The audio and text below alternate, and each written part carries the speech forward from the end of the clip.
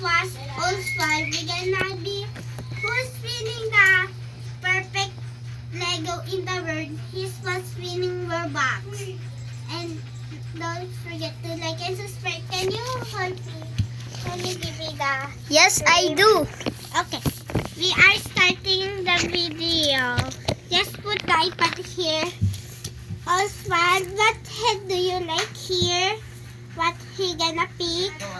This one. Okay, I picking this one. And what shoes do he will pick? Oh, this is not the shoes. I will think he gonna pick this or this. Where he will pick. This one. That what he gonna pick and I will pick this.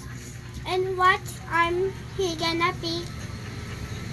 I think it's gonna be this or this. This one.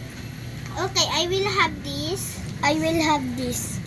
And what's he gonna put? This or this one? He just pick the purple and I just pick the yellow. And he This will one. have both ones. And the challenge start now. Today I gonna put it like this. On perfect. And those are put. You just gonna go it like this and just put over here. And the other put is just This one. right over here. Everyone that just is already. And let's go put our doll here.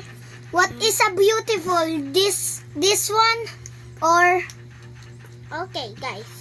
or this one? Get follow, like, and subscribe. And this one, my arm and my other arm is gonna be broken. I think so. Look. This is my Lego wizard. I think we both have This Lego. I'm finished. I think we have both Robux today, everyone. Don't forget to like and subscribe. Bye!